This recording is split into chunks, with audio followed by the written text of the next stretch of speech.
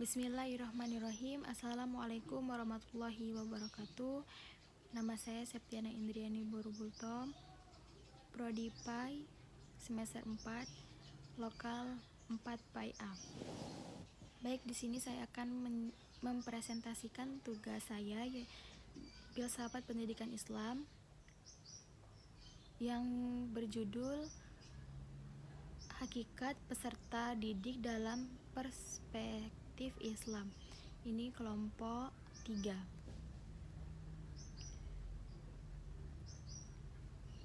Baik, langsung saja. Apa itu pengertian dari peserta didik Islam? Yaitu adalah komponen-komponen terpenting dalam pendidikan Islam adalah peserta didikan dalam perspektif pendidikan Islam. Peserta didik merupakan subjek dan objek, dan oleh karena itu pendidikan tidak akan bisa terlaksanakan tanpa adanya peserta didik. Berikut beberapa pengertian peserta didik dalam pendidikan Islam. Pengertian menurut filsafat pendidikan Islam. Ahmad Syari, bukunya Filsafat Pendidikan Islam, mengatakan bahwa pendidikan ialah sumber daya manusia yang memerlukan pendidikan. Selanjutnya, pernyataan subjek juga dilontarkan oleh Abudin Nata yang menyebutkan bahwa peserta didik adalah setiap orang yang tengah memerlukan pendidikan, pengetahuan atau ilmu, bimbingan dan pengarahan.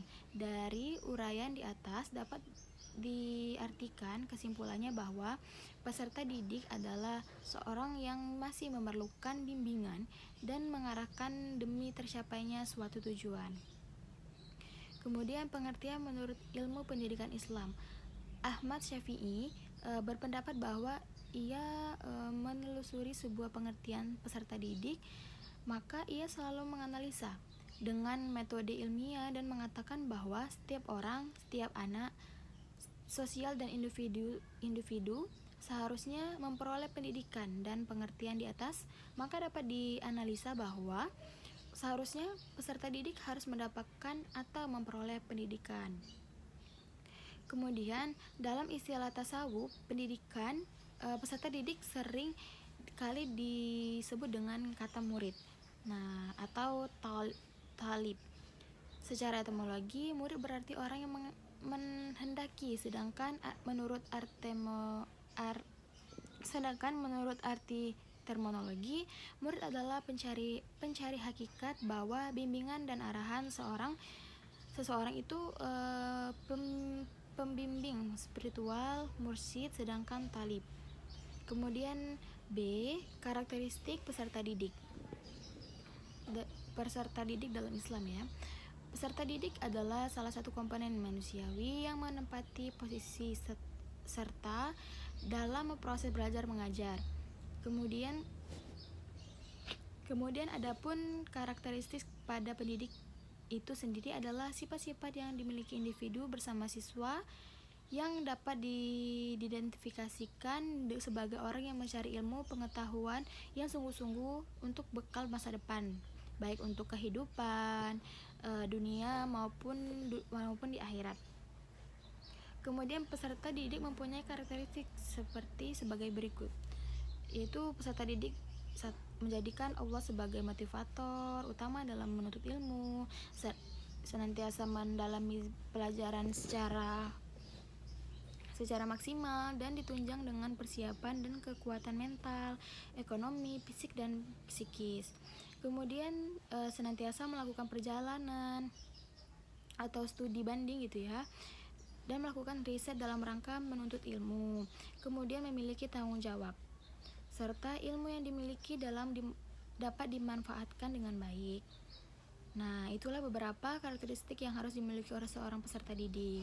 Dalam pendidikan Islam, faktor-faktor tersebut secara sinergi dan terpadu mempengaruhi keberhasilan proses pendidikan. Kemudian akhlak peserta didik. Karena seorang pelajar itu yang diinginkan mendapatkan ilmu dan memerlukan juga pergaulan yang baik. petunjuk dari guru, maka muncul dan etika pergaulan yang baik yang harus dilakukan oleh seorang murid terhadap gurunya. Bagian inilah yang pada akhirnya konsep tentang akhlak murid pada gurunya serta konsekuensi jika akhlak demikian tidak ditegakkan. Akhlak yang harus dipenuhi oleh peserta didik yaitu peserta didik membersihkan hatinya dari kotoran penyakit jiwa dan menuntut ilmu. Kemudian peserta didik harus mempunyai tujuan menuntut ilmu dalam rangka mengisi jiwa dengan sifat keimanan. Kemudian seorang peserta didik harus ikhlas dalam menuntut ilmu. Nah, jadi kesimpulannya